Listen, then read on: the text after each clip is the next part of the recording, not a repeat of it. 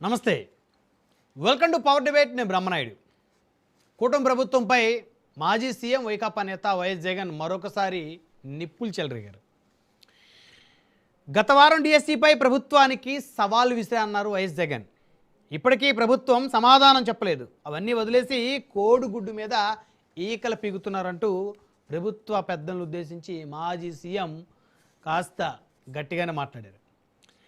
రాష్ట్రంలో కరువు తీవ్రంగా ఉందన్నారు జగన్. మంత్రులు పబ్లిసిటీ స్టంట్లు చేస్తున్నారు, ప్రజలను పట్టించుకోవట్లేదన్నారు. అదేవిధంగా స్థానిక సంస్థల ఎన్నికలు, బీసీ రిజర్వేషన్ అంశాలకు సంబంధించి టీడీపీ కూటమి ప్రభుత్వం కన్నా వైఎస్ఆర్ కాంగ్రెస్ పార్టీ బీసీలకు అన్ని రంగాలలో సముచిత స్థానాన్ని కల్పించిందన్నారు వైఎస్ జగన్.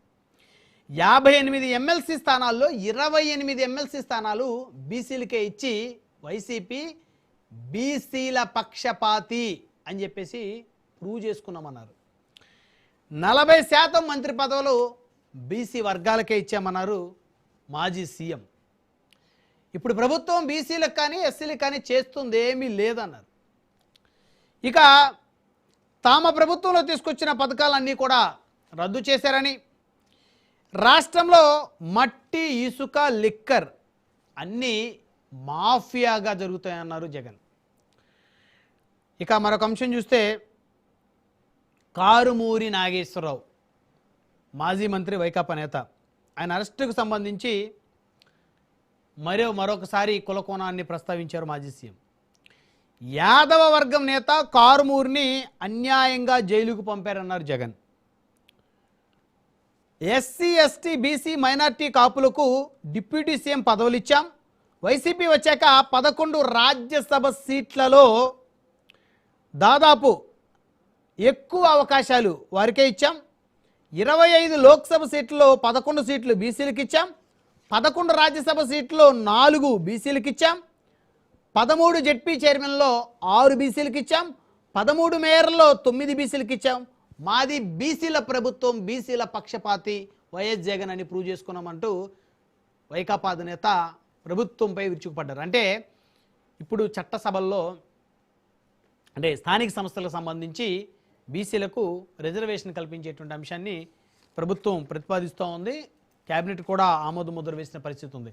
50% మించకుండా బీసీలకు రిజర్వేషన్లు స్థానిక సంస్థల్లో ప్రభుత్వం కల్పించనుంది.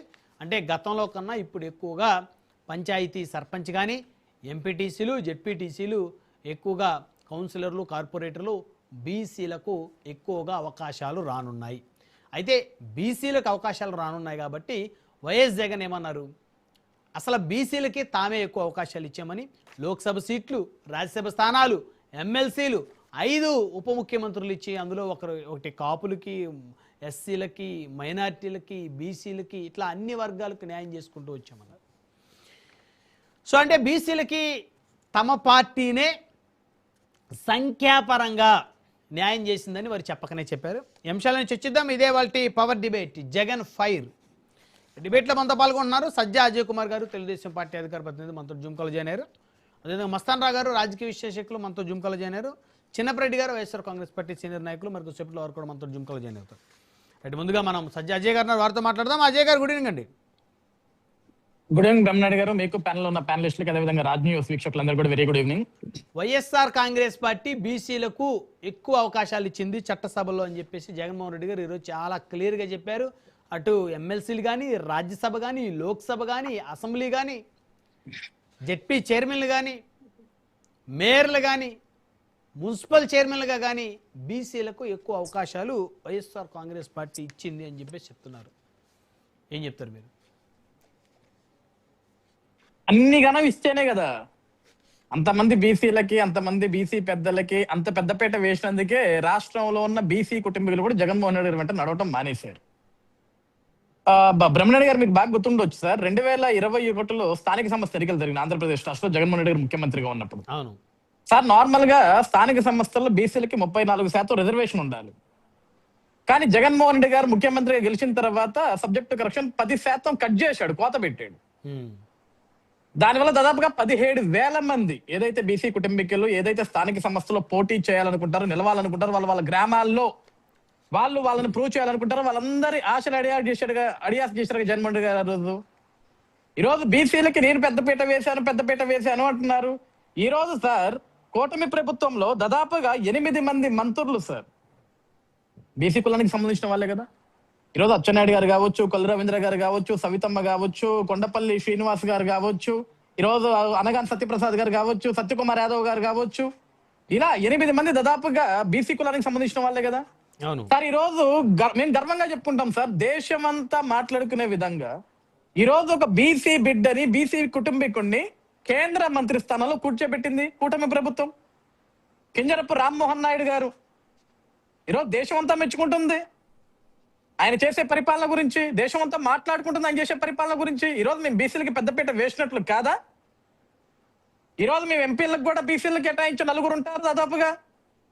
ఈ రోజు జగన్మోహన్ రెడ్డి గారు ఈ రోజు మీడియా ముందుకు వచ్చి నేను స్థానిక సంస్థల్లోనో, నామినేటెడ్ లోనో, ఎమ్మెల్సీలలోనో, ఎమ్మెల్యేలలోనో మేము కూడా దాదాపుగా ఎమ్మెల్యేలలో దాదాపుగా 40 మందికి పైగా బీసీలకే మేము స్థానాలు కేటాయించాం బ్రహ్మనాయుడు గారు.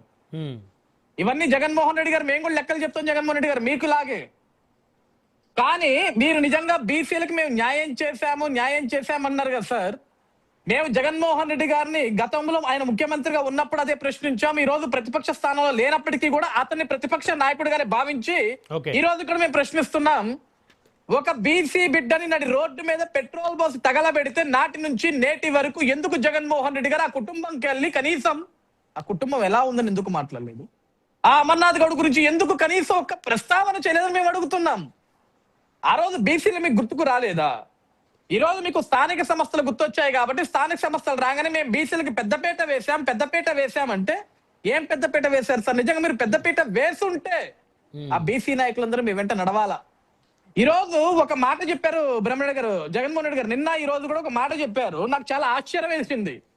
స్థానిక సంస్థలలో ఎక్కడా కూడా ఏకగ్రీవాలు జరగకూడదు, ఏకగ్రీవాలు జరిగిన చోట ఇప్పుడు ఎవరైతే ఇన్ఛార్జ్ గా ఉన్నారో వాళ్ళకి ఎమ్మెల్యే టికెట్ కూడా ఇవ్వను అని వాళ్ళ నాయకుల్ని ఆయన హెచ్చరించాడు. అంటే ఏకగ్రీవాలు జరిగితే అంటే దాని అర్థం ఏంటంటే వీళ్ళు సీరియస్ ఎలక్షన్ చేయకుండా వైకాపా నియోజకవర్గ ఇన్ఛార్జీలు సైలెంట్ గా ఉండి క్యాడర్ని వదిలేసి లీడర్లను వదిలేస్తే వారికి ఇవ్వము అనేది వారి ఉద్దేశం. అదే ఓకే, ఏదన్నా అయి ఉండొచ్చు బ్రహ్మనాయుడు గారు. ఇప్పుడు ఆయన ఉద్దేశం, ఆయన ఇష్టం, ఆయన పార్టీ, ఆయన నాయకులకు ఏదైనా హెచ్చరించుకోవచ్చు. కానీ 2021లో సార్ స్థానిక సంస్థ ఎన్నికలు ఆయన ముఖ్యమంత్రిగా ఉన్నప్పుడు ఆయన ఏం చెప్పాడు తెలుసా సార్? వీలైనంత వరకు ఏకగ్రీవాలు చేయండి, ఎలక్షన్ ఎక్కడా జరగకూడదు, ఏకగ్రీవాలు చేయండి. 2000 లోపు జనాభా ఉన్న దగ్గర మీరు ఏకగ్రీవాలు చేస్తే 5 లక్షల రూపాయలు పారితోషికం ఇస్తాం. 2000 నుంచి 5000 లోపు జనాభా ఉంటే 10 లక్షలు ఇస్తాం. 5000 నుంచి 10,000 ఉంటే 15 లక్షలు ఇస్తాం. 10,000 పైగా ఉంటే 20 లక్షల రూపాయలు అది కూడా ప్రభుత్వం నుంచి ఇస్తా, మీరు ఏకగ్రీవాలు చేయండి. ఈ మాట చెప్పింది ఎవరు సార్ ఆ రోజు? ఒక ముఖ్యమంత్రిగా ఉంది జగన్మోహన్ రెడ్డి గారు కదా చెప్పింది అవన్నీ. ఒక బీసీ నాయకుడిని, యాదవ్ సామాజిక వర్గానికి చెందినటువంటి కారుమూరి నాగేశ్వరరావు గారిని అరెస్ట్ చేశారని చెప్పేసి మాట్లాడారు. ఆ అంశం ఎలా చూస్తారు? దేనికి అరెస్ట్ చేశాం సార్? దేనికి అరెస్ట్ చేశారు? లిక్కర్ నాగేశ్వరరావు గారు అదే ఇప్పుడు ఆయన అరెస్ట్ అయింది లిక్కర్ రవాణా కేసులో, ఆ డబ్బులు ట్రాన్సాక్షన్ రవాణా కేసులో ఆయన అరెస్ట్ అయ్యాడు. ఈ రోజు జగన్మోహన్ రెడ్డి గారు వచ్చి మీరు ఒక యాదవ సామాజిక వర్గానికి సంబంధించిన వ్యక్తిని మీరు అరెస్ట్ చేస్తారా అంటే, సార్ సామాజిక వర్గం మ్యాటర్ కాదు జగన్మోహన్ రెడ్డి గారు ఇక్కడ. ఆయన ఈ రోజు యాదవ కులమైనా, కమ్మ కులమైనా, లేకుంటే రెడ్డి కులమైనా, కాపు కులమైనా, మినారిటీ కులమైనా, ఎస్సీ కులమైనా, ఎస్టీ కులమైనా తప్పు చేస్తే అరెస్ట్ చేస్తారు సార్. దానికి కులానికి ఏంటి సంబంధం జగన్మోహన్ రెడ్డి గారు? మరి ఆ రోజు మీరు కింజర అచ్చెన్నాయుడు గారిని అరెస్ట్ చేసినప్పుడు బీసీ కదా, కొల్లు రవీంద్ర గారిని అరెస్ట్ చేసినప్పుడు బీసీ కదా. మరి ఈ రోజు ఏమైపోయింది సార్ ఆ మాట? ఆ రోజు మేము కూడా అన్నాం కదా మీరు ఎందుకు సార్ బీసీల మీద కక్ష సాధింపని. ఇంకా ప్రూవ్ అయినాయి. ఆ రోజు వాళ్ళు ప్రూవ్ కాకపోయినప్పటికీ కూడా మీరు కావాల్సిన అర్ధరాత్రి గేట్లు దూకి, గోడలు దూకి, తలుపులు బద్దలు కొట్టి అరెస్ట్ చేయించారే. ఆ రోజు ఈ పెయిన్ ఏమైపోయింది మీకు? ఈ రోజు మేమేమి గేట్లు దూకలా, అర్ధరాత్రులు వెళ్ళలా, తలుపులు బద్దలు కొట్టలా, 100 మంది పోలీసులు వెళ్ళలా, నోటీసులు ఇచ్చాం. ఏమండి మీరు పలానా కేసులో ఉన్నారు, ఈ విధంగా ఉన్నారని అరెస్ట్ చేశారు. అది తప్పైతే నిరూపించండి. కోర్టులు ఉన్నాయి, ఉన్నత న్యాయస్థానాలు ఉన్నాయి కదా. దానికి యాదవ కులం అని ఒక కులాన్ని తీసుకురావడం, కులాన్ని ప్రస్తావించడం ఎందుకు? మొన్న సిదిరప్పలరాజు గారి కుటుంబం దగ్గరికి వెళ్ళి కూడా కులాన్నే ప్రస్తావిస్తాడు. ఇప్పుడు నేను ఎవరైనా కుటుంబం దగ్గరికి వెళ్తే కులాన్ని తీసుకురావాల్సిన అవసరం ఏంటి బ్రహ్మరెడ్డి గారు? నాకు అర్థం కావట్లేదు. మీరు మనిషి గురించి మాట్లాడండి, కులం గురించి మాట్లాడండి. కులం అనేది అంటే ఆ మనిషి ఇప్పుడు తప్పు చేయని వ్యక్తిని తప్పు చేయకపోయినా తప్పు చేసినట్టు వారి మీద కక్ష కట్టారు మాట్లాడొచ్చు. కానీ పలానా కులం అంటే ఈ కులం వాళ్ళనే అరెస్ట్ చేయాలి తప్పు చేస్తే అనే రూల్ మరి భవిష్యత్తులో ఏమైనా తీసుకురాబోతున్నారేమో అర్థం అవట్లా.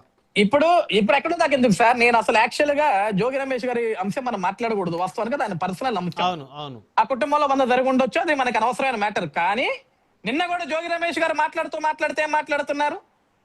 ఆయన కులాన్ని పెట్టుకొని నేను పలానా కులం కాబట్టి నా కులాన్ని తక్కువ చేయాలని చూసి నా కుటుంబం మీద ఈ రోజు మీరు అందరూ పడుతున్నారు అంటున్నారు.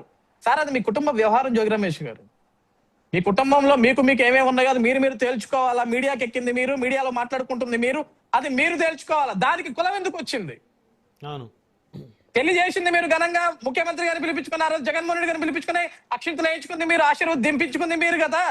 దానికి కులానికి దీనికి ఈ రోజు మీరు మీడియా ఎక్కడానికి మీ కుటుంబ సమస్యకి కులానికి ఏంటి సంబంధం? నేనేమన్నానంటే బ్రహ్మణ్య గారు, ఏ విషయం అయినా సరే జగన్మోహన్ రెడ్డి గారు ఈ రోజు కాదు సార్, ఆయన రాజకీయాల ప్రస్తావన మొదలుపెట్టిన దగ్గర నుంచి కూడా, ఏమే 2014 ఆయన ప్రతిపక్ష నాయకుడు ఉన్నప్పటికీ, లేకుంటే 2019 ఆయన ముఖ్యమంత్రి అయిన తర్వాత కూడా ఏ రోజు కూడా రాష్ట్రంలో అభివృద్ధి గురించి మాట్లాడలేదు. ఆయన కుల ప్రస్తావన తీసుకొస్తాడు. అలానా కులం వ్యక్తి వస్తే ఆ కులం వ్యక్తిని తీసుకొచ్చి మీడియా ముందు కూర్చోబెట్టి మాట్లాడుతున్న ఒక దౌర్భాగ్యమైన సిచ్యువేషన్ క్రియేట్ చేస్తారు జగన్మోహన్ రెడ్డి గారు. నేను ఇప్పటికి కూడా జగన్మోహన్ రెడ్డి గారు కూడా చెప్తున్నాను సార్, మీరు అన్నారు ఆ రోజు అసెంబ్లీలో, నేను 10th లో ఫస్ట్ క్లాస్ స్టూడెంట్ ని, ఇంటర్లో ఫస్ట్ క్లాస్ స్టూడెంట్ ని, డిగ్రీలో ఫస్ట్ ర్యాంక్ స్టూడెంట్ ని వెళ్ళి తెలుసుకోండి అయ్యా అన్నారు. ఇన్ని ఫస్ట్ ర్యాంకులు సాధించిన మీరు, అంత అద్భుతంగా చదువుకున్న మీరు, అన్ని డిగ్రీ పట్టాలు సంపాదించిన మీరు సార్ కుల ప్రస్తావన తేకండి, అది చాలా తప్పు. మనం మానవ సమాజంలో బ్రతుకుతున్నాం. జగన్మోహన్ రెడ్డి గారు మానవత్వంగా మాట్లాడుకుందాం, మనుషుల్లాగా మాట్లాడుకుందాం. కులాలు ఎందుకు సార్ మనకి? మీరు జగన్మోహన్ రెడ్డి, నేను అజయ్ చౌదరి, కానీ మనకి ముందు ఒక పేరు తగలబడింది కదా, మీరు జగన్ నేను అజయ్ అని.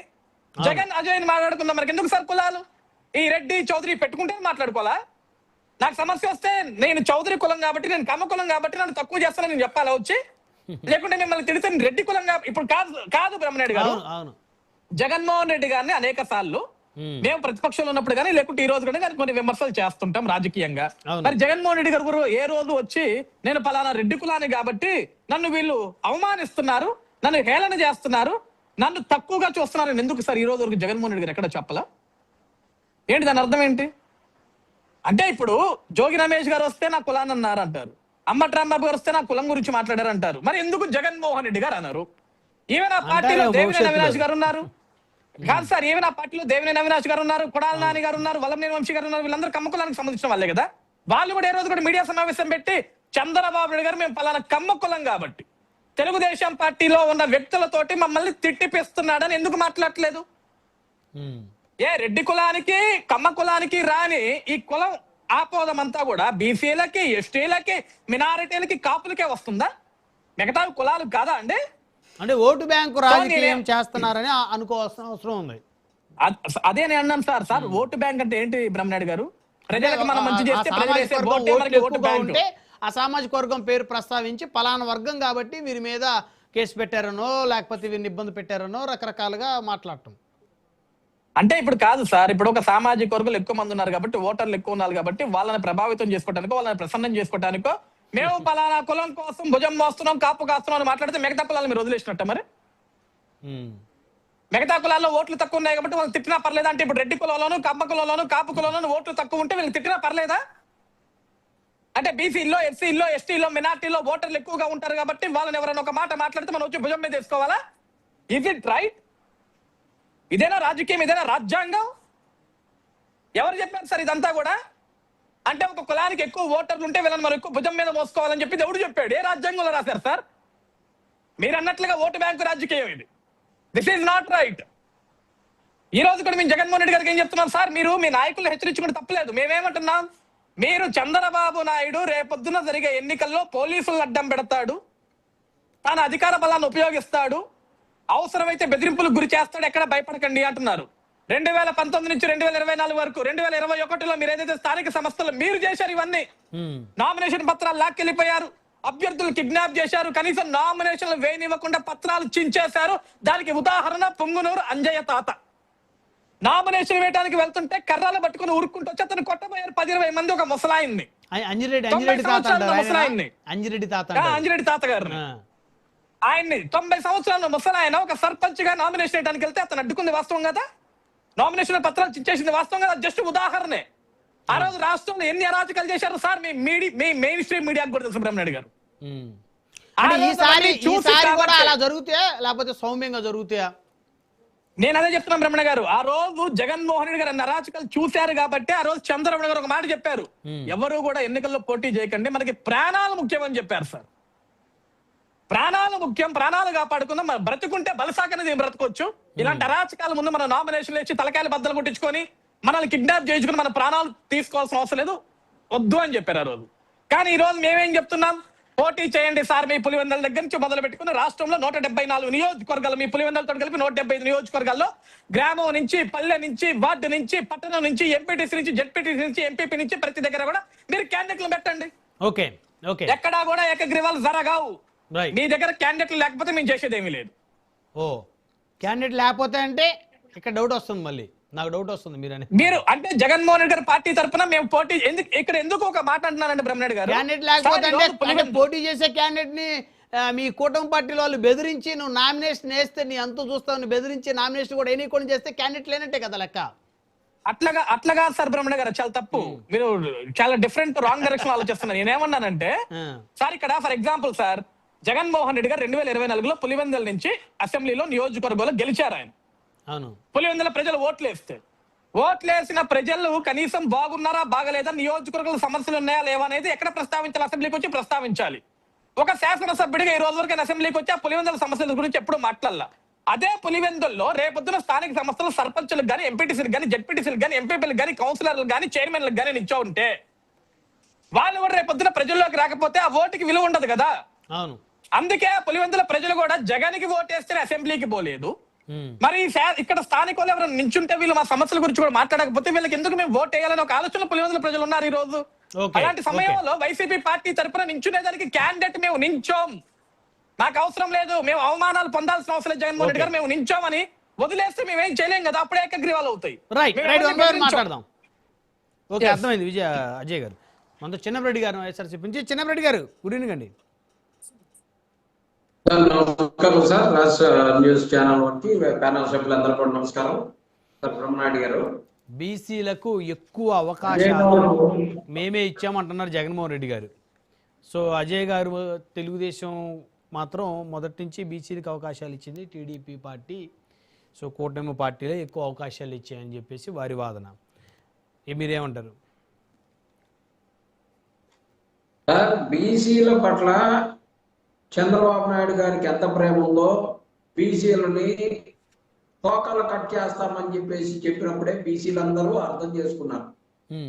అందుకనే బీసీలంతా కూడా వైఎస్ఆర్ కాంగ్రెస్ పార్టీ వైపు మల్లుతున్నారని, బీసీలు వైఎస్ఆర్ కాంగ్రెస్ పార్టీకి సపోర్ట్ చేస్తున్నారని చెప్పేసి ఈ ప్రభుత్వం రెడ్ బుక్ రాజ్యాంగాన్ని ప్రత్యేకంగా బీసీల పట్ల పెట్టినటువంటి పరిస్థితిని మనం చూసాం.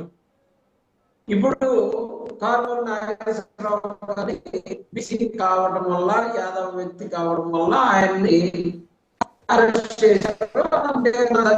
ఏమంటారంటే ఆయన మీద కేసులు లేవా అంటే, మరి చంద్రబాబు నాయుడు గారు బెయిల్, ఆయనకు ఆరోగ్యం బాగాలేదని బెయిల్ వచ్చింది కదా, మరి ఆయన మీద కూడా కేసులు ఉన్నాయి కదా, నాకు ఇప్పుడు ఆరోగ్యం బాగానే ఉంది అని చెప్పేసి ఆయన బెయిల్ రద్దు చేయించుకోవచ్చు కదండి. మరి ఎవరు అంటే బీసీల ఏమండి?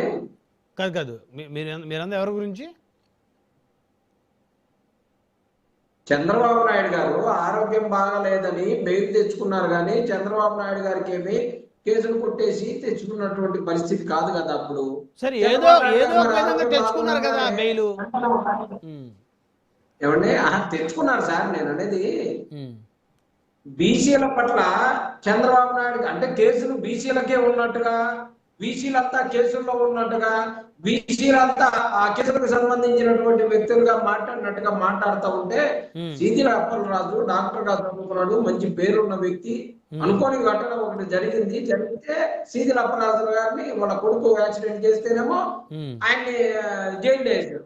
అదే మరి మీ కూటమికి సంబంధించినటువంటి హైదరాబాద్ లో ఒక మనిషి చనిపోయి యాక్సిడెంట్ చేస్తే మనిషి చనిపోతే వారి మీద కేసులు ఉండవు, ఎందుకంటే వారు బీసీ కాదు కదా. మరి ఇలా బీసీ కదా, ఖచ్చితంగా బీసీ పక్షపాతి వైఎస్ఆర్ కాంగ్రెస్ పార్టీ. అందుకనే 56 కులాలకు సంబంధించి బీసీలలో ప్రతి వారికి కూడా ఒక కార్పొరేషన్ ఇచ్చి బీసీలని గౌరవించినటువంటి వైఎస్ఆర్ కాంగ్రెస్ పార్టీ సార్. వీళ్ళకి బీసీల పట్ల బీసీలను వాడుకోవటం వదిలేయటం తప్పితే తెలుగుదేశానికి తెలిసింది ఏమీ లేదు, చేసింది ఏమీ లేదు. ఇప్పుడు కారుమూరి నాగేశ్వరరావు గారు అరెస్ట్ అయినటువంటి విధానం చూసాం కదా, అక్కడ కూడా యాదవ వర్గం నేత కారుమూరిని అక్రమంగా అరెస్ట్ చేశారని చెప్పి, అంటే ఒక ఇన్సిడెంట్ జరిగినప్పుడు అన్యాయంగా మా పార్టీ నాయకుని అరెస్ట్ చేశారని అనొచ్చు. యాదవ వర్గం అని ప్రత్యేకంగా చెప్పటం జగన్మోహన్ రెడ్డి గారు అంటే దేనికి ఆ ఇండికేషన్? అంటే పదే పదే ఒక ఇన్సిడెంట్ జరిగినప్పుడు ఆ తప్పు గురించి మాట్లాడాలి, లేదంటే ఆ జరిగిన ఇన్సిడెంట్ జరగకపోయినా కూడా, లేకపోతే ఆయన తప్పు లేకపోయినా అరెస్ట్ చేశారు అని చెప్పేసి వివరించిన తప్పు లేదు, కులాన్ని ఎందుకు ప్రస్తావిస్తారు అనేది ఇక్కడ చాలా మంది ప్రశ్నిస్తున్నారు. చిన్నప్పటి గారు,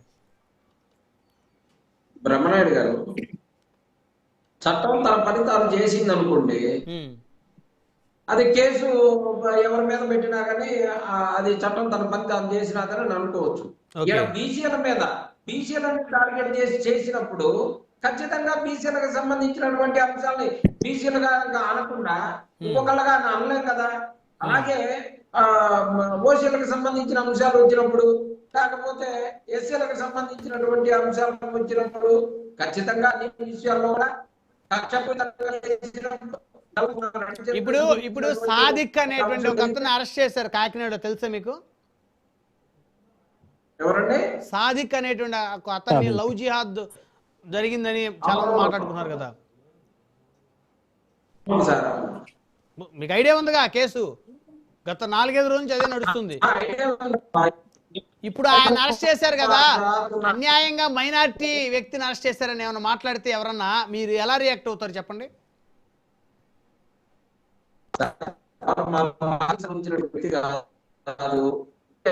మీ వాయిస్ క్లారిటీగా రావట్లేదండి, మీ వాయిస్ క్లారిటీ వినిపించట్లేదు. కారుమూరి నాగేశ్వరరావు గారిని మేము ఓన్ చేసుకుంటాం, మా బీసీ నాయకుడు మా నాయకుడు అని చెప్పేసి, అంతేగాని దాన్ని పోయి అసంతరాన్ని తీసుకోవచ్చు మా పార్టీ అని చెప్పి మేము ఎందుకు పెట్టుకుంటాం? అదే రకాలంటే వాళ్ళ కాదు చిన్నప్పటి గారు, దారిని పోయే వాళ్ళు మేము ఎందుకు పెట్టుకుంటా ఉన్నారు కదా.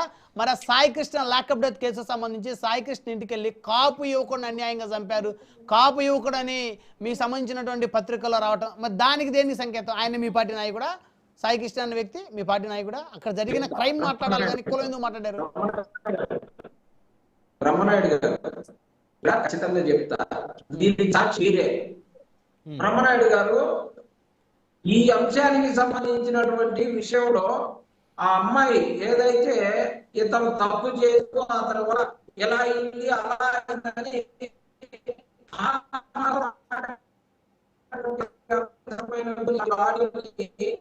సరే మళ్ళీ వస్తాను మీ దగ్గరికి.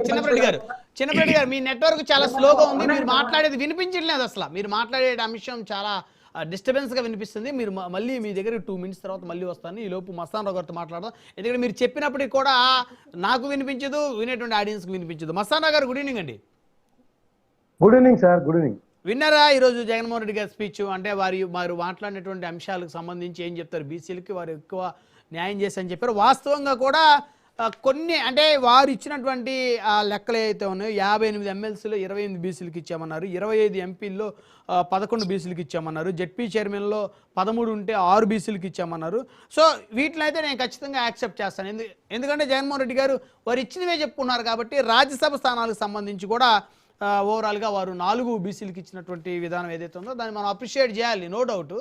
సో అయితే ఇప్పుడు వీళ్ళిద్దరిని కంపేర్ చేస్తే తెలుగుదేశం వైకాపా ఇద్దరిలో బీసీలకి ఎక్కువగా అవకాశం ఇచ్చింది ఎవరు, బీసీ నాయకత్వాన్ని పెంచింది ఎవరు ఆంధ్రప్రదేశ్ రాష్ట్రంలో ఒక అంశం అయితే. రెండో అంశం కారుమూరి నాగేశ్వరరావు గారి ఆ అంశానికి సంబంధించి కూడా యాదవ సామాజిక వర్గాన్ని తెర మీద తీయటం ఏదైతే ఉందో మాజీ సీఎం, అంటే ఏదైనా ఒక వ్యూహం ఉందా ప్రతి అంశంలో ప్రతిసారి కులాన్ని బయటికి తీయటం? గుడ్ ఈవినింగ్ అండి. రాజనీతి ప్రేక్షకులకు, అజయ్ గారికి, అదేవిధంగా చిన్నప్పుడు సార్. ఇప్పుడు బ్రహ్మనాయుడు గారు, ఇప్పుడు తెలుగుదేశం పార్టీ కావచ్చు, లేదంటే వైఎస్ఆర్సీపీ కావచ్చు, బీసీలకు ఏంటి వాళ్ళకి ఏమన్నా రాజ్యాంగం ప్రకారం వాళ్ళు పాపులేషన్ ఎంత ఉంటే అంత ఇస్తున్నారా, లేకపోతే విధులు ఇస్తున్నారు కాబట్టి గొప్పలు చెప్తున్నారా? తెలుగుదేశం అయినా లేకపోతే వైఎస్ఆర్ వాళ్ళకి రావాల్సిన హక్కులు వారు కల్పిస్తున్నారు. మన రాష్ట్రంలో 50% మంది 50.59% మంది బీసీలు ఉన్నారండి. ఎమ్మెల్యేలకి ఎంతమందికి టికెట్లు ఇస్తున్నారు ఈ 2 పార్టీలు? కమ్మ సామాజిక వర్గానికి సంబంధించి జనాభా ఎంత ఉన్నారు? రెడ్డి సామాజిక వర్గానికి సంబంధించి ఎంతమంది ఉన్నారు? ఎంతమంది పాపులేషన్ ఉంది? ఎంతమంది ఎమ్మెల్యేలు ఉన్నారు? వాళ్ళకు కూడా చెప్పాలి కదా. ఈ రెండు పార్టీకి సంబంధించిన చంద్రబాబు నాయుడు గారు కానీ జగన్మోహన్ రెడ్డి గారు కానీ ఏదో బీసీలకి గొప్పగా ఇస్తున్నారంటే ఇవ్వట్లేదు వాళ్ళకి. 35 మంది కమ్మ సామాజిక వర్గానికి సంబంధించిన వాళ్ళు ఎమ్మెల్యేలుగా ఉన్నారు. 32 మంది రెడ్డి సామాజిక సంబంధించిన ఎమ్మెల్యేలు ఉన్నారు. 29 మంది ఎస్సీలకు సంబంధించి ఆల్రెడీ రిజర్వేషన్ కాబట్టి వాళ్ళు గెలుస్తా వచ్చారు. ఎస్టీలు 7 ఉన్నారు. ఇక్కడ మొత్తం ఇవన్నీ కూడితే ఎంత వచ్చినాయి? 105 106 వచ్చినాయి. మిగతా 175లో మిగతా ఇది వాళ్ళు బ్రాహ్మిన్స్ ఉంటారు, క్షత్రియులు ఉంటారు, బీసీలు ఉంటారు, ముస్లిం మైనార్టీలు ఉంటారు. అంటే మరి ఏం జరుగుతుంది రాష్ట్రంలో? ఎవరు గొప్పలు చెప్పుకుంటున్నారు? బీసీలకు అన్యాయం చేస్తున్నారు అందరూ కదా, అన్ని పార్టీలు కదా. అంటే బీసీలకి ఏంటి, వాళ్ళకి ఏదైనా భిక్ష వేస్తున్నారా ఏంటి? వాళ్ళ పాపులేషన్ అనుగుణంగా ఇస్తున్నారా? అది మాట్లాడండి. మేము బీసీలకు ఎక్కువ ఇచ్చామంటే వాళ్ళ పాపులేషన్ ఉన్నారండి. బీసీలకు అవమానిస్తారంటారు. అయ్యన్న పాత్ర గారు బీసీ, అందుకని రావట్లేదా జగన్మోహన్ రెడ్డి గారు శాసనసభకి? బీసీ స్పీకర్ ఉన్నారు కాబట్టి. అంటే కరెక్టేనా అది? ఎందుకు రావట్లేదు? ఎందుకు చర్చించట్లేదు? బీసీ స్పీకర్ని అవమానిస్తున్నారా? రాజ్యసభ సభ్యులు ఆయన చెప్పారు, బాగుంది, కరెక్టే, 4 ఇచ్చారు. ఈ ఇటీవల 2019-24 మధ్య కూడా అసలు వాళ్ళకి రాజ్యసభే ఎక్కువ లేదు. ఈవెన్ 14-19 మధ్య కూడా బీసీలకు ఇవ్వలేదు చంద్రబాబు నాయుడు గారు. అది కూడా కరెక్టే. జగన్మోహన్ రెడ్డి గారు రెడ్డి సామాజిక వర్గానికి సంబంధించి ఎన్ని ఇచ్చారు రాజ్యసభలో చెప్తారా? సుబ్బారెడ్డి గారు, విజయసాయి రెడ్డి గారు, అయోధ్యరామ్ రెడ్డి గారు, నిరంజన్ రెడ్డి గారు. మరి ఈ లెక్కలన్నీ అది చెప్పరే ఆయన. అంటే ఇక్కడ మాట్లాడేటప్పుడు కాదు ఇవి నేను ఒక్క అంశం మీతో నేను ఏకీభవిస్తాను. మీరు చెప్పింది ఈ ప్రస్తావన తీయడానికి కూడా చాలా మంది భయపడతారు. కాకపోతే నేను ఖచ్చితంగా నిర్మోహమాటంగా నిర్భయంగా చెప్తాను. వైఎస్ఆర్ కాంగ్రెస్ పార్టీలో రెడ్డి సామాజిక వర్గానికి చెందినటువంటి వ్యాపారవేత్తలు 100 కోట్ల రూపాయలు, 1000 కోట్ల రూపాయలు వాళ్ళ కష్టార్జితాన్ని ఖర్చు పెట్టిన మాట వాస్తవం.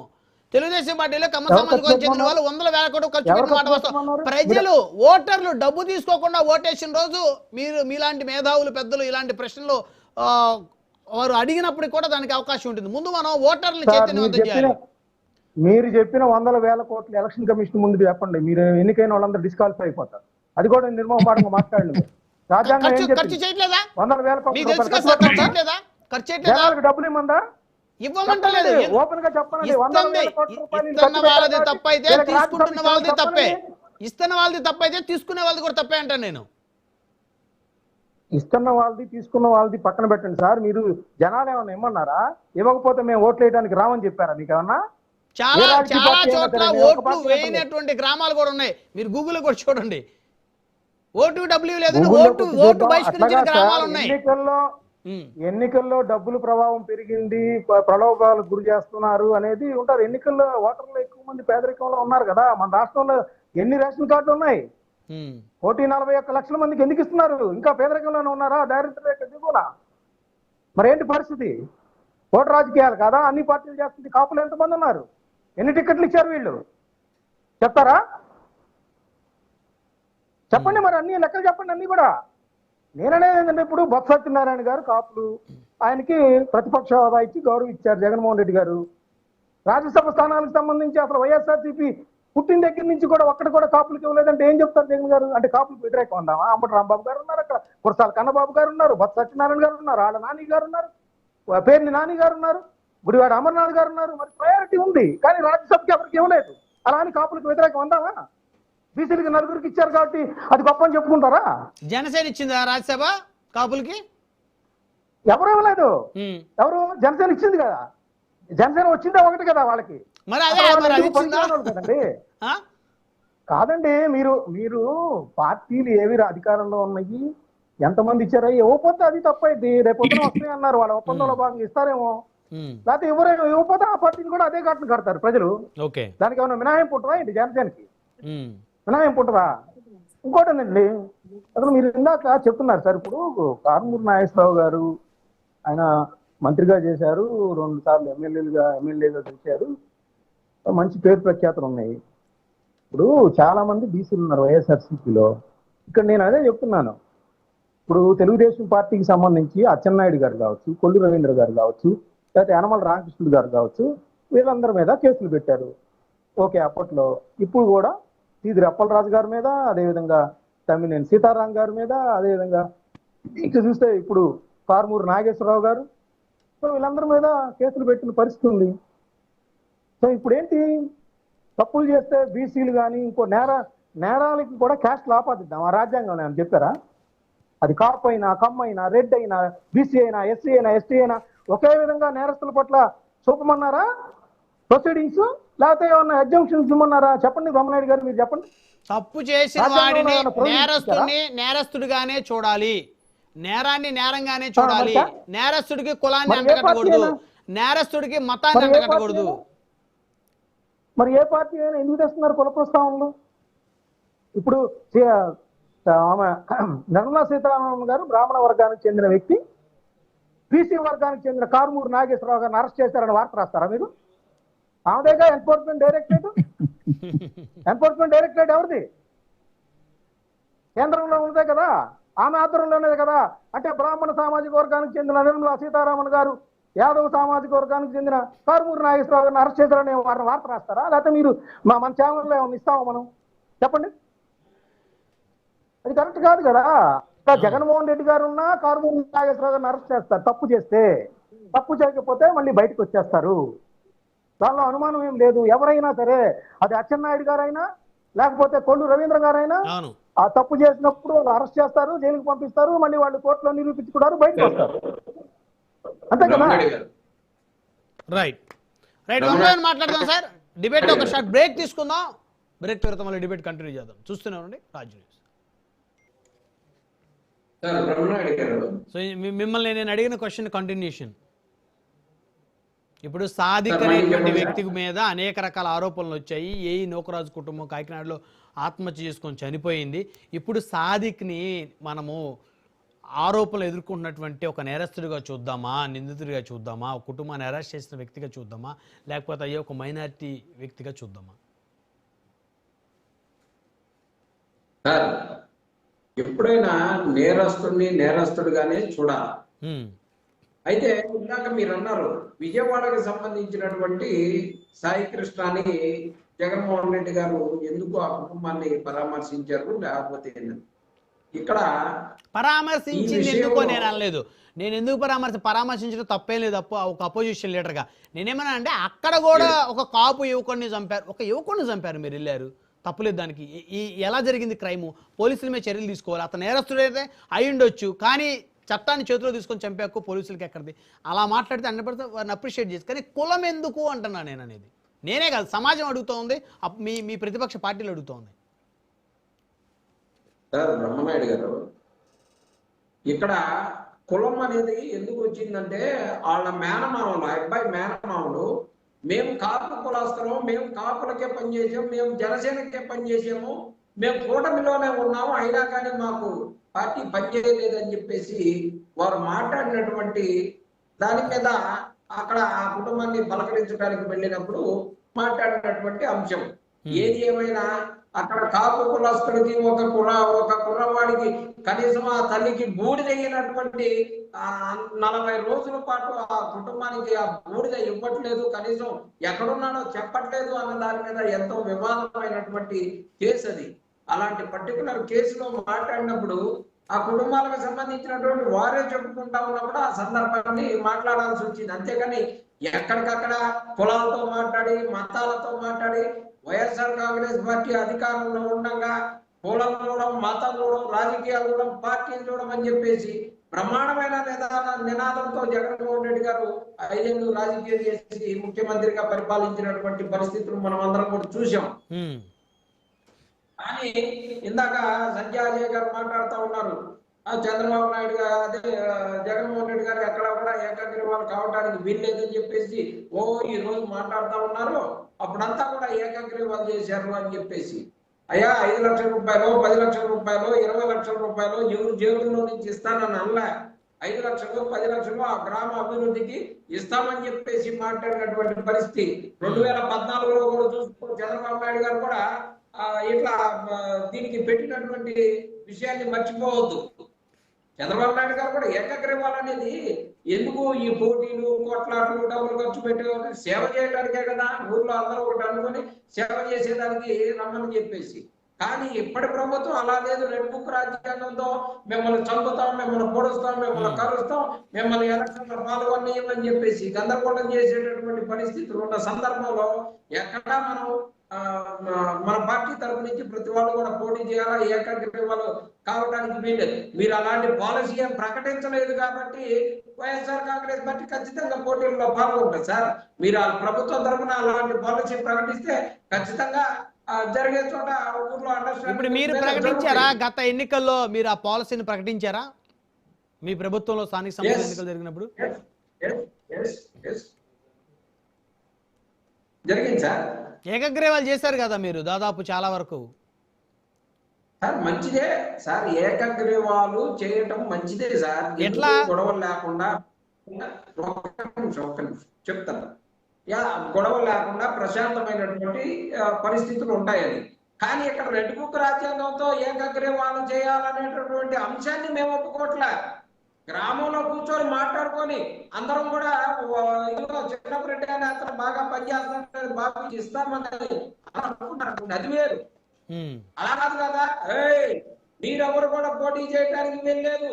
మా సంగతి అయితే రెడ్ బుక్ రాజ్యాంగం ఓపెన్ చేస్తాం, ఒక్కొక్కరి మీద బెదిరించి చేయాలని చూస్తే వైఎస్ఆర్ కాంగ్రెస్ పార్టీ ఎట్టి పరిస్థితులు కూడా ఒప్పుకోదు. ఆ సందర్భంగానే జగన్మోహన్ రెడ్డి గారు మాట్లాడటం జరిగింది. అందుకని రాబోయే రోజుల్లో ప్రతి వార్డులో, ప్రతి గ్రామంలో కూడా, ప్రతి నియోజకవర్గంలో కూడా అన్ని చోట్ల కూడా వైఎస్ఆర్ కాంగ్రెస్ పార్టీ పోటీ చేస్తుంది. ఒక్క ఏకగ్రీవం కూడా కాకుండా ప్రజల పక్షాన నిలబడి ప్రజల ఓట్లతోటి ఖచ్చితంగా మేము గెలిచి వస్తాం. ఎందుకంటే సార్ వీళ్ళు వైఎస్ఆర్ కాంగ్రెస్ పార్టీ మేయర్లు, ఎంపీపీలు అన్నింటినీ కూడా వైఎస్ఆర్ కాంగ్రెస్ పార్టీ గెలిచిన తర్వాత, వైఎస్ఆర్ కాంగ్రెస్ పార్టీ అధికారంలోకి వచ్చిన తర్వాత వాళ్ళంతా కూడా ఈ ప్రభుత్వం అధికారంలోకి రాగానే నిర్దాక్షిణ్యంగా అందరినీ తీసుకొని వాళ్ళ మేయర్లు చేసుకోవడం, వాళ్ళ ఎంపీపీలు చేసుకోవడం, వాళ్ళ మున్సిపల్ చైర్మన్ చేసుకోవడం అన్ని రెడ్ బుక్ రాజ్యాంగంలో జరిగినాయి. సో ఈ అన్ని ఎక్స్పీరియన్సెస్ ఉన్నాయి కాబట్టి వాటిని పెట్టుకొని ఏకగ్రీవాలు అవ్వటానికి అవకాశం పోటీ నిలబడాలి.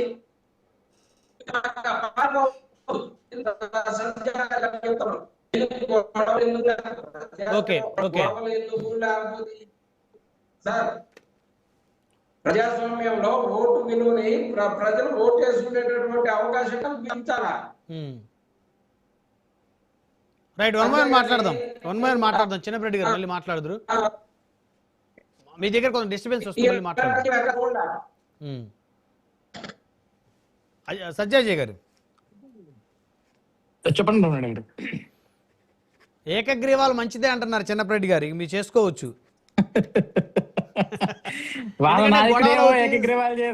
గొడవలు సమస్యలు లేకుండా చిన్నప్పటి గారు చెప్పిన దాంట్లో కూడా ఒక పాయింట్ ఉంది, ఒక విషయం వాస్తవం మనం ఒప్పుకోవాలి బ్రహ్మరెడ్డి గారు. అంటే ఇప్పుడు ఒక పల్లెలో ఒక పంచాయతీ ఎన్నికలు ఉంటే చెప్పండి. చేసుకోవాలి. వైఎస్ఆర్ కాంగ్రెస్ పార్టీ ప్రతి గ్రామంలో పోటీ చేస్తుంది. రెడ్ బుక్ రాజ్యాంగానికి భయపడవద్దు, ఏకగ్రీవాలకు ఒప్పుకోవద్దు, ఖచ్చితంగా పోటీ చేస్తుందని నేను చెప్తే బ్రహ్మనాయుడు గారు మీరేం సార్ అలాంటి స్టేట్మెంట్ ఇస్తారు? మనం మాట్లాడింది లైవ్ లో, మనం ఏం పర్సనల్ కూర్చొని మాట్లాడుకోలేదు. మీరే కదా సార్ ఏకగ్రీవాలు మంచిదేనని మీ నోటితో మీరు అన్నారు, మళ్ళీ నేను స్టేట్మెంట్ ఇస్తా అంటారండి. అజయ్ గారు మీరు వినపలేదా వారు అన్నదే? అదే దాన్నే కంటిన్యూషన్ చేస్తాను బ్రహ్మరెడ్డి గారు. ఇందాక చిన్నప్పరెడ్డి గారు చెప్పిన దాంట్లో ఒక విషయాన్ని యాక్సెప్ట్ చేస్తా. పంచాయతీలు అన్నప్పుడు గ్రామాల్లో సర్పంచ్ ఎన్నికలు ఎలా ఉంటాయంటే ఏంటంటే అవి సింబల్ ఎలక్షన్ కాదు, వాస్తవానికి సర్పంచ్ ఎన్నికలు. అవి ఏంటంటే కొన్ని గుర్తులు ఇస్తారు, అది తెలుగుదేశం, వైసీపీ, జనసేన సింబల్ ఉండదు, అదర్ దాన్ వేరే సింబల్స్ ఉంటాయి దానికి. సో ఆ గ్రామాల్లో ఏమవుద్దంటే ఇరు పార్టీ వాళ్ళు కూడా వేరే సింబల్ వచ్చినప్పటికీ కూడా కూర్చొని మన గ్రామ అభివృద్ధి కావాలి కాబట్టి మనకి ఎందుకు ఇప్పుడు డబ్బులు ఖర్చు పెట్టుకుని ఎలక్షన్ చేయాల్సిన అవసరం ఉందని మాట్లాడుకుంటారు, తప్పేం లేదు. అదేంటంటే స్నేహపూర్వకమైన రాజకీయం. అవును, ఇక్కడ జగన్మోహన్ రెడ్డి గారు చెప్పిన అంశం ఏంటంటే ఏ గ్రామంలో కూడా ఎక్కడ కూడా ఏకగ్రీవాలు జరగకూడదు, జరిగితే నేను మీకు ఎమ్మెల్యే టికెట్ ఇవ్వనంటాడు ఆయన. పొరపాటున ప్రజలందరూ గ్రామంలో తీర్మానించుకొని ఎందుకు మళ్ళా మన గొడవలు కొట్లాట్లు ఈ రాజకీయ నాయకులు పై స్థాయిలో బాగానే ఉంటారు, అందరం కలిసి ఒకరిని ఎన్నుకుందాం, మన ఊర్లో గుడి బాగు చేసుకుందాం, బడి బాగు చేసుకుందాం, రోడ్లు బాగు చేసుకుందాం, అందరం కలిసి ఆ ఎన్నికల డబ్బులు ఏదో మనం అందరం కలిసి చేసుకుందాం అని ఇద్దరు అభ్యర్థులు కలిసి ఏకగ్రీవం చేసుకుంటే వైసీపీ ఇన్ఛార్జ్ వచ్చాడే ఇంకా. మరి ఇప్పుడు అదే సమస్య. ఇప్పుడు వైసీపీ ఇన్ఛార్జీలందరినీ జగన్మోహన్ రెడ్డి గారు ఏం చేశారు, ఒక బోన్ లో పెట్టేశాడు తీసుకెళ్లి. మీరు పెట్టకపోతే మీకు సీట్ లేదంటాడు. అంటే ఇక్కడ విషయం ఏంటో తెలుసా బ్రహ్మరెడ్డి గారు, మనం ఒక క్లారిటీగా ఆలోచించాల్సిన విషయం ఏంటంటే ఇక్కడ జగన్మోహన్ రెడ్డి గారు స్టేట్మెంట్ ఇవ్వడానికి మేజర్ కారణం ఏంటంటే వాస్తవానికి ఆంధ్రప్రదేశ్ రాష్ట్రంలో ప్రస్తుతం ఉన్న పరిస్థితుల్లో వైసీపీ పార్టీ తరపున పోటీ చేసేదానికి అభ్యర్థులు కొంచెం కష్టంగా ఉన్నారు. అది మేజర్ ఫ్యాక్టర్. దాన్ని కప్పిపుచ్చుకునేదానికి జగన్మోహన్ రెడ్డి గారు ఏంటంటే ఆ భారాన్ని మొత్తం తీసుకెళ్లి నియోజకవర్గ ఇన్ఛార్జీల మీద పెట్టేశాడు. మీరు ఎవడో ఒకరిని పెట్టాల్సిందే, పెట్టకపోతే కుదరదు. ఓడిపోతామా గెలుస్తామా తర్వాత సంగతి, మీరైతే అభ్యర్థిని పెట్టాల్సిందే.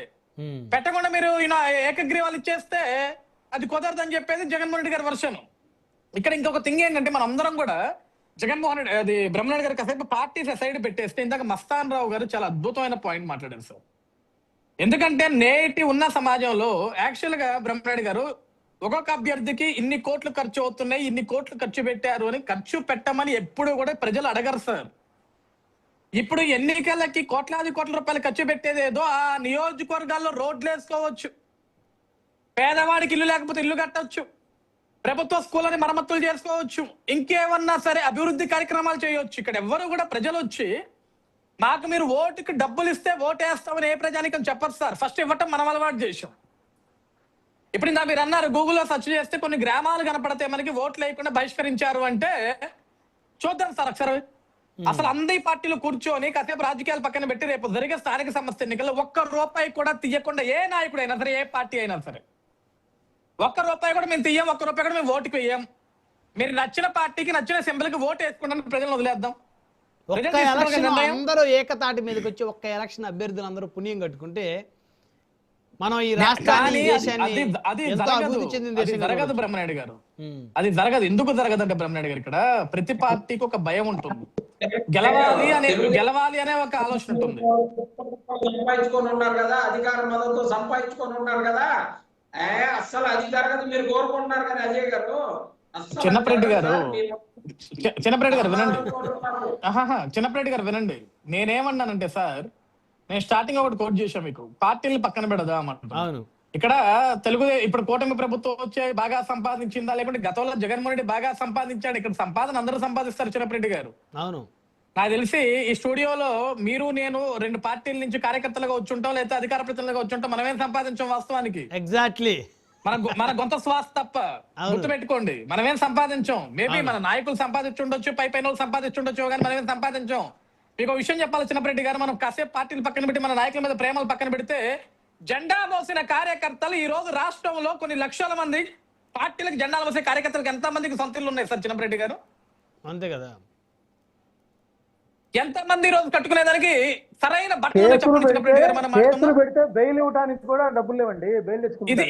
ఇది ఫ్యాక్ట్ మస్తాన్ రావు గారు, ఇది ఫ్యాక్ట్. సో చిన్నప్పరెడ్డి గారు నేను ఏమంటున్నానంటే సార్, రేపు జరిగే ఎన్నికలు ఇప్పుడు ఇటు చంద్రబాబు నాయుడు గారా, పవన్ కళ్యాణ్ గారా, లోకేష్ గారా, అటు జగన్మోహన్ రెడ్డి గారా, XYZ అని కాదు. ఇక్కడ అవును ప్రజల్లో మనకు ఒక మనం మంచి జరగాలని మనం కోరుకుంటాం, రాష్ట్రానికి అభివృద్ధి జరగాలని మనం కోరుకుంటాం. సరే, రెండు పార్టీలలో ఎలా ఉంటుందంటే రెండు పార్టీలు, రెండు జెండాలు, రెండు నాయకులు వచ్చినప్పుడు మీ పార్టీ గెలవాలని మీరు, మా పార్టీ మేము గెలవాలని మేము, ఇలా గెలవాలని ఒక ఆలోచన వచ్చినప్పుడు డబ్బు అనే అంశం బయటకు వస్తుంది. బ్రహ్మనాయుడు గారు ఇలా మీరు అన్నారు, ఎంతమంది రెడ్లు కొన్ని కోట్లాది కోట్ల రూపాయలు ఖర్చు పెట్టారు, ఎంతమంది కమ్మలు పెట్టారు, ఎంతమంది కాపులు పెట్టారు. ఎవరు అడిగారు సార్ వీళ్ళందరినీ పెట్టమని? వాళ్ళే పెట్టుకున్నారు, డబ్బులు పెట్టుకుంటున్నారు, పెట్టుకున్నాను మళ్ళీ డబ్బు పెడితేనే ఇక్కడ రాజకీయం అనేది ఒక ప్రధాన అంశం మొదలైపోయింది అందరికీ కూడా. అవును, ఇక్కడ ఇంకొక విషయం ఏంటంటే సార్, ఇందాక మస్తాన్ రావు గారు ఇంకొక వ్యాలిడ్ పాయింట్ చెప్పారు. ఏంటంటే బీసీలు వాస్తవానికి ఈ రాష్ట్రంలో దాదాపు 50% ఎక్కువ కులాలు ఉన్న వాళ్ళు బీసీలు. అవును, కానీ ఎందుకు మనం 50% సీట్లు ఇవ్వట్లేదు అంటే వాస్తవానికి ఇవ్వాలనుకుంటే వాళ్ళకే ఇవ్వచ్చు 50%. కానీ ఏమవుద్దంటే బ్రహ్మనాయుడు గారు కొన్ని నియోజకవర్గాలకు వచ్చినప్పుడు వాళ్ళ బలాలు, ఆర్థిక బలాలు, ఆర్థిక మూలాలు, రాజకీయ బలాలు, లేకుంటే రాజకీయ కుటుంబ వెనక ఏదైతే కుటుంబం ఉందో ఈ స్తోమత ఇదంతా చూసినప్పుడు కొన్ని నియోజకవర్గాలు సీట్లు మారిపోతాయి. అక్కడ నియోజకవర్గాలు ఎస్సీలు ఎక్కువ ఉన్నప్పటికీ ఎస్సీలకు రాకపోవచ్చు, బీసీలు ఎక్కువ ఉన్నప్పుడు బీసీలకు రాకపోవచ్చు, లేకుంటే పలానా నియోజకవర్గాలు రెడ్లు ఎక్కువ ఉన్నప్పుడు అక్కడ ఎస్సీలకి బీసీలకి పోవచ్చు. అవును. సో ఇక్కడ ఏంటంటే ఏ రాజకీయ పార్టీ కూడా పలానా కులానికి మేము ఎక్కువ చేశాం అని చెప్పుకోకూడదు, చాలా తప్పది. చేయాల్సిన బాధ్యత మంది. మనం బీసీకి చేస్తున్నామా, ఎస్సీకి చేస్తున్నాం, మైనార్టీకి చేస్తున్నాం, ఎస్టీకి చేస్తున్నాం కాదు, మనం జనానికి చేస్తున్నాం మంచి అనేది. అవును. ఈ రోజు ఇప్పుడు నేను కూడా ఒక రాజకీయ పార్టీలో ఉన్నాను సార్, కానీ ఇలా మాట్లాడకూడదు. కానీ ఎందుకు మాట్లాడుతున్నానంటే నేను ఈ రోజు ఈ రాష్ట్రంలో ఒక సామాన్యుడిగా మాట్లాడుతున్నా. ఎందుకంటే ఒక చదువుకున్నవాడిగా మాట్లాడుతున్నా. ముఖ్యంగా ప్రధానంగా రాజకీయాలు జెండాలు పక్కకు పెడితే ఒక చదువుకున్నవాడిగా నాకు ప్రతిరోజు నేను పలానా కులం, నేను పలానా మతం, నాది పలానా ప్రాంతం అంటే చాలా చెడ్డ చిరాగ్గా ఉంది సార్ ఇవన్నీ వినటానికి. ఇంకా ముందు తరాలకి ముందు మన బిడ్డలకి, మన భవిష్యత్తు తరాలకు కూడా మనం ఏం నేర్పిస్తాం తెలుసా సార్? అడ్మినిస్ట్రేషన్, అభివృద్ధి లేకుంటే ఈ విధంగా జరిగితే మన గ్రామాలు బాగుపడితే, మన పల్లెలు బాగుపడితే మాట్లాడటం పక్కకు పెట్టి ఇది నా కులం, ఇది నీ కులం, ఇది నీ కులానికి దమ్ము, ఇది నా కులానికి దమ్మని మాట్లాడుతున్నాం. మరి ఇవన్నీ ఎప్పటికి మారుతాయో ఎప్పటికి మారవైతే నాకు తెలియదు. బట్ నిజంగా ఓవరాల్ డిబేట్ లో మస్తాన్ రావు గారు నిజంగా హ్యాట్స్ ఆఫ్ సార్. మీలాంటి పెద్దలు ఇలా మాట్లాడితే మాలాంటి యువకులు తెలుసుకోవాలా, మాలాంటి వాళ్ళతో పాటు రాజకీయ నాయకులు కూడా తెలుసుకోవాలి. థ్యాంక్ యూ సార్ మస్తాన్ రావు గారు. మస్తాన్ రావు గారు సార్ చెప్పండి సార్. సో ఇకనైనా రాజకీయ పార్టీల అధినేతలు కానీ, పార్టీ నాయకులు కానీ ఒక క్రైమ్ కానీ, ఒక ఇష్యూ కానీ జరిగినప్పుడు, ఒక ఇన్సిడెంట్ జరిగినప్పుడు, జరిగినటువంటి ఇన్సిడెంట్లో ఎవరైతే నేరస్తులుగా ఉన్నారో, ఎవరైతే ఆరోపణలు ఎదుర్కొన్నారో, ఎవరైతే ముద్దాయిగా ఉన్నారో వాళ్ళ గురించే ప్రస్తావిస్తారా, వాళ్ళ కులాల గురించి ప్రస్తావిస్తారా? సార్ ఇందాక మీరు చాలా మంచిది లేవనెత్తారు. నౌకరాజు గారి ఫ్యామిలీని చెరపట్టి ముగ్గురునేమో సూసైడ్, ఒకరినేమో హత్య చేయొచ్చు సాధిస్తారు. ఇప్పుడు మనం అతని కులమో మతమో తెద్దామా? లేకపోతే ఇక్కడ సాయి కృష్ణ అసలు ఇంత నాకు ఇక్కడ ఒక డౌట్ వస్తా ఉంది. ఈ జగన్మోహన్ రెడ్డి గారు ఈ రోజు అనేక అంశాలు మాట్లాడి ఎక్కడ సాదిక్ ఖాన్ అంశం మాట్లాడినట్టు కనిపించలేదు నాకు. అంటే ఇక్కడ ఇంకోటి కూడా రాలేదు. దానికి ఏంటంటే ఆయన పక్కనే వైఎస్ఆర్సీపీలో అత్యధిక కాలం ఉండి ఆ పార్టీ వ్యవహారాలు, ఆర్థిక వ్యవహారాలు, లేదంటే ఎలక్షన్ పోల్ మేనేజ్మెంట్ అన్ని చేసిన విజయసాయి రెడ్డి గారు బయటకు వచ్చి ఆయన మీద చాలా పెద్ద ఆరోపణ కూడా చేశారు. దానికి రియాక్ట్ అవుతారేమో అనుకున్నాను, ఎందుకో రియాక్ట్ కాలేదు.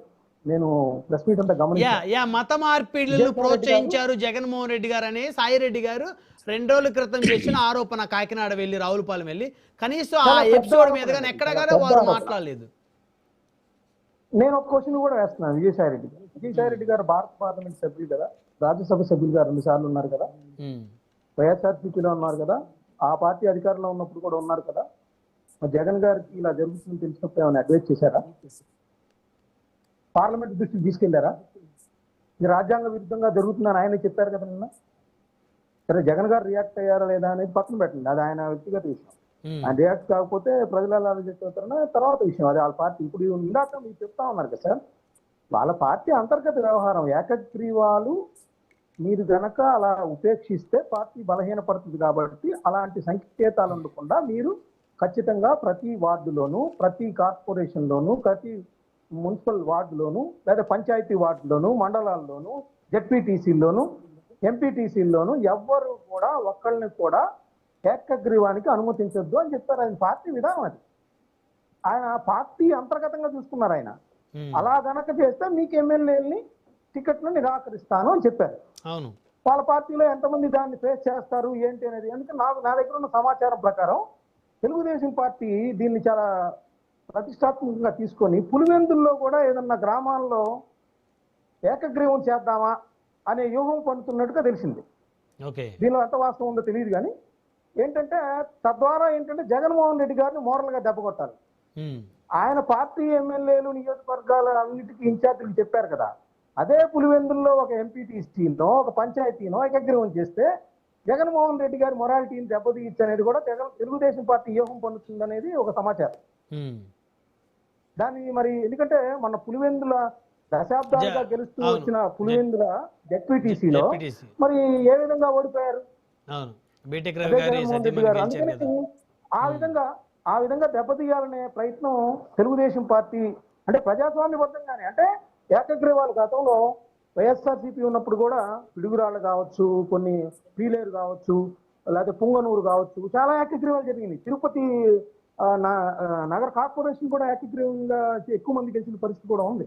సో అలాగే తెలుగుదేశం పార్టీ కూడా ఈసారి వ్యూహం పన్నిద్దాము అనే అనే దానిలో భాగంగా వాళ్ళందరినీ జాగృత పరచడానికి, వైఎస్ఆర్సీపీ అసెంబ్లీ ఇన్ఛార్జీలందరినీ జాగృత పరచడానికి జగన్మోహన్ రెడ్డి గారు ఒక పగడ్బందీ వ్యూహంలో భాగంగా వాళ్ళ ఎమ్మెల్యే ఇన్ఛార్జీలుగా ఉన్న వాళ్ళకి ఒక కండిషన్ పెట్టారు. దాన్ని మనం ఆ విధంగా తీసుకోవాల్సిన అవసరం లేదు. ఏకగ్రీవాలు జరిగినాయి అంటే మరి అప్పట్లో ఆయన జీవో తెచ్చారు, పంచాయతీలకు సంబంధించి 5 లక్షలు, 10 లక్షలు, 15 లక్షలు, 20 లక్షలు తెచ్చారు. అప్పట్లో అలా విధానం, ఇప్పట్లో ఆ విధానాన్ని మార్చుకొని ఉండొచ్చు. వాళ్ళ పార్టీ ఇంకా శక్తివంతంగా తయారనే దిశలో భాగంగా ఆయన ఒక వ్యూహం పని ఉండొచ్చు, రాజకీయ వ్యక్తి కూడా చేసి ఉండొచ్చు. దాన్ని మనం ఎలా తప్పుపడదు? జగన్మోహన్ రెడ్డి గారు ఆ విషయంలో తప్పు పడటానికి లేదు. పోయిందని అందరూ అనుకుంటున్న తరుణంలో, 11 స్థానాలే వచ్చిన తరుణంలో ఆయన ఒక వ్యూహం పన్నారు, రాజకీయ వ్యక్తి కూడా వేశారు. దానిలో భాగంగా వాళ్ళ పార్టీ ఇన్ఛార్జీలకి ఒక సందేశం ఇచ్చారు, బలమైన సంకేతాలు ఇచ్చారు. దాన్ని మనం తప్పు పట్టకూడదు అనేది నా ఉద్దేశం. రైట్. చిన్నప్పరెడ్డి గారు, ఎందుకని విజయసాయి రెడ్డి గారు ప్రస్తావించిన అంశాల గురించి కానీ సాదిక్ ఖాన్ ఎపిసోడు దేశమంతా చర్చ అనేటువంటి పరిస్థితి, ఎందుకు జగన్మోహన్ రెడ్డి గారు కనీసం ఆ అంశం మీద ఒక్క పాయింట్ కూడా వారు మాట్లాడలేకపోయారు? విజయసాయి రెడ్డి గారు రావులపాలెం వెళ్ళి మరి జగన్మోహన్ రెడ్డి గారి ప్రభుత్వం వారు మత మార్పిడిని ప్రోత్సహించారని అంత పెద్ద మాట మాట్లాడినా ఒక్క మాట మాట్లాడలేకపోయారు, ఎందుకని సార్? జగన్మోహన్ రెడ్డి గారు ఈ రోజు మాట్లాడాలనుకున్నటువంటి అంశాలు, వాటన్నిటికి సంబంధించిన అజెండా వేరు, దానికి సంబంధించి ఆయన మాట్లాడారు. విజయసాయి రెడ్డి గారి అంశానికి సంబంధించి జగన్మోహన్ రెడ్డి గారు మాట్లాడాలా? మేము మాట్లాడాలా? విజయసాయి రెడ్డి 5 సంవత్సరాలు వైఎస్ఆర్ కాంగ్రెస్ పార్టీతో ఉన్నారు కదా, మరి 5 సంవత్సరాలు అధికారంలో ఉన్నప్పుడు వైఎస్ఆర్ కాంగ్రెస్ పార్టీతో ఉన్నటువంటి విజయసాయి రెడ్డి గారు ఏ రోజైనా సరే ఇదే లేకపోతే అలా చేస్తా ఉన్నారని చెప్పేసి మాట్లాడాల్సిందిగా ఆ రోజు మాట్లాడకుండా ఈ రోజు మాట్లాడుతూ ఉన్నారంటే అలాంటి వాటి మీద స్పందించాల్సినటువంటి అవసరం లేదు. ఎందుకంటే బయటికి వెళ్ళిన తర్వాత రకరకాల సరే, సాయిరెడ్డి గారిని పక్కన పెడితే సాదిక్ ఖాన్ అంశం ఎందుకు మాట్లాడలేదని చాలా మంది ప్రశ్నిస్తా ఉన్నారు. అది కూడా సార్ ఈ రోజు జగన్మోహన్ రెడ్డి గారు మాట్లాడాల్సినటువంటి అజెండా వేరు, అజెండాకి సంబంధించి మాత్రమే మాట్లాడారు. ఇక్కడ దానికి సంబంధించినటువంటి అంశం మాట్లాడారు. మరో సందర్భంలో అవకాశం వచ్చినప్పుడు ఆ సందర్భంలో మాట్లాడతారు. ఈ రోజు మాట్లాడారు, ఏముంది దాంట్లో మాట్లాడటానికి? అదేమి మంచి మంచి అలా ఎవరన్నా ఖచ్చితంగా వైఎస్ఆర్ కాంగ్రెస్ పార్టీ ఖండిస్తుంది. అలాంటి వైఎస్ఆర్ కాంగ్రెస్ పార్టీ అలవాటు నుంచి అందరూ మాట్లాడాలి. Okay, right. సమయం లేదండి. ధన్యవాదాలు అండి చర్చలో పాల్గొన్నందుకు. సజ్జా అజయ్ గారు, చిన్నప్పరెడ్డి గారు, మస్తాన్ రావు గారు, అందరికీ పేరు ధన్యవాదాలు. మరి ఇది వాళ్ళ పవర్ డిబేట్. చూస్తున్నామండి రాజ్ న్యూస్.